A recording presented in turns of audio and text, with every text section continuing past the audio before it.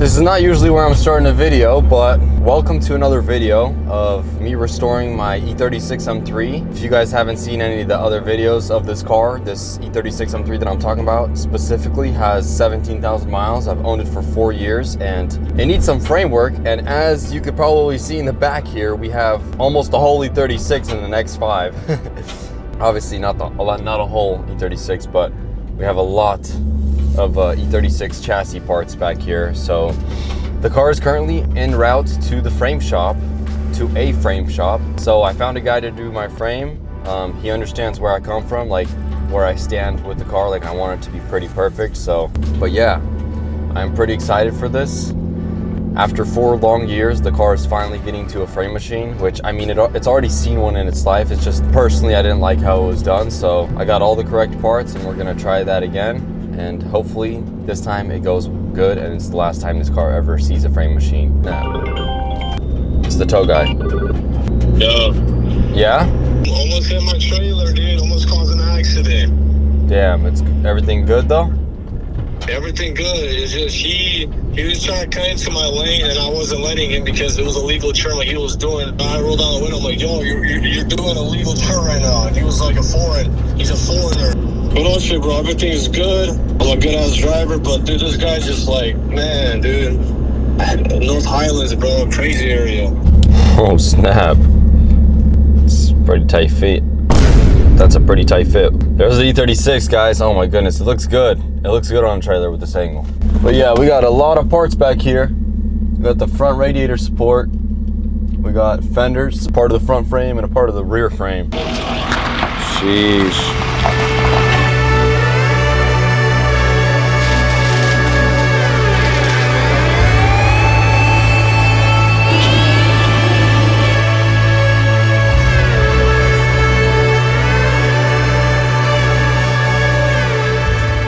Sheesh, that interior looking very, very clean for this type of environment, but obviously we need to get it done. Here's the machine that's gonna get it done.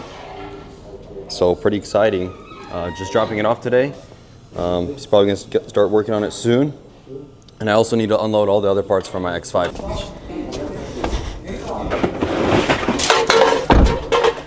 All right, well, just rolled the windows up on the E36 and while the windows were rolled up, some of the old fuel spilt out of the fuel lines because obviously it's not going anywhere.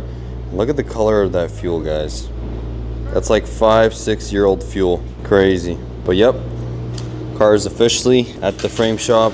Rolled up the windows. I'm gonna stop by here, check on it while it's getting worked on and stuff, but pretty exciting. All the parts are right here sitting that the guy needs. Got my fenders up here and the front radiator support.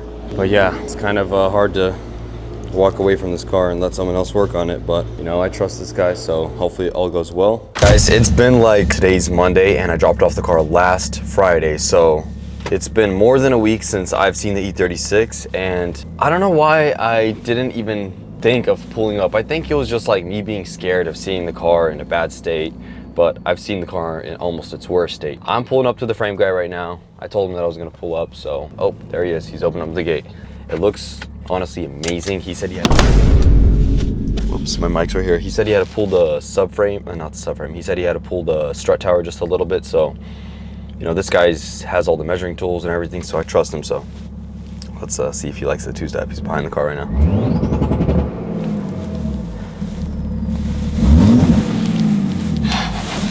I think he likes it. All right, let's go check out the car. I'm talking into the seatbelt over here with the mic.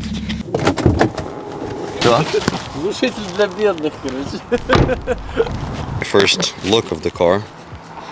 So far, I don't even, oh, I can tell that the front is looking pretty good. Sheesh. What? Whole thing's humping me. The front looks pretty good. Everything is done.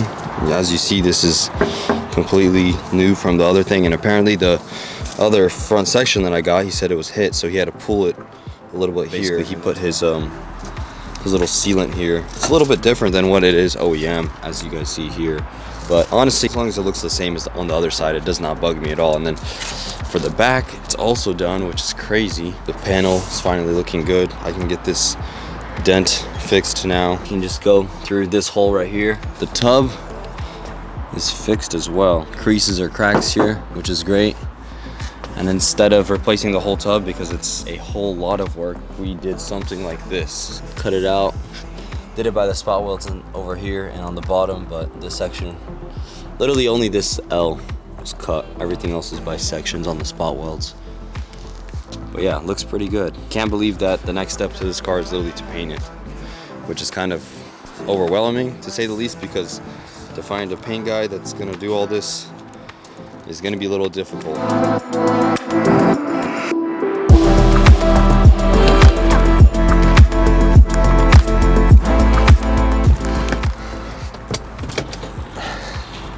All right, well, I don't have my mics on right now, but we are picking up the car, so excuse the audio. Mobbing the E36, picking it up from frame.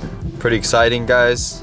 Taking the car home right now instead of to my shop, because my shop is full with other cars and projects. Man, this feels a little sketchy because of where we're pulling it from.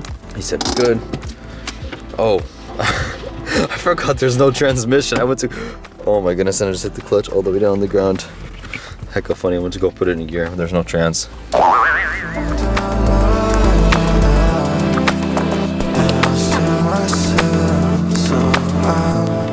Okay, well, we've made it back home, and shout out to my dad, actually. He made enough space for the car to fit in here. All this stuff was kind of scattered all over the garage because as soon as my car was not in here, everybody started using the space. So, tow guy's just doing a U-turn over there, and hopefully that this is enough space to fit the car. I think it should. It might just be a little bit tight. Kind of crazy though, because we got the E36 at the house, the E90, the E46, and the E70. I had a client, bro. He's like, keep it going, keep it going. I'm like, are you good? You hit it? Did you hit it or no? No, no. Oh, okay. I come out of the car. I'm looking. I'm like, are you good in the head, sir? You not see? He's like, oh, I'm sorry. I'm like, you want to get paid. That's what you want. Tell them to bring me my money.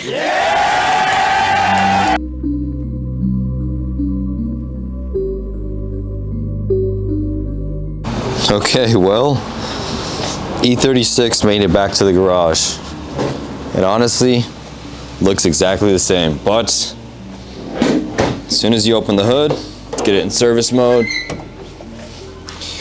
it definitely looks a whole lot better over here, and over here, also perfect. He did a cut down here. I think he did it in the middle of the subframe. Another thing to note is everything under here is also looking very nice. And instead of replacing the whole rear tub like I was saying in the other videos, I decided not to do that because the way that you replace a rear tub is layered on a bunch of other stuff, and it's just like almost impossible to actually remove completely. So instead we took that little section out that was damaged in the rear, and everything looks great.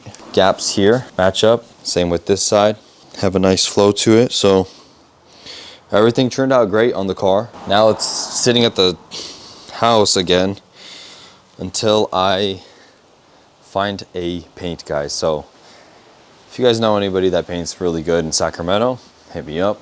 Consider taking my car to them. Kind of the next step to this build is find a paint guy and also refresh the motor, because as soon as the paint job is done, I need to throw the motor in. Whoa. But yeah, kind of crazy. Now I have two cars at my house that both have no motors. Got the daily driver E70 X5. We got the E90 M3 with the basically lift kit in the front.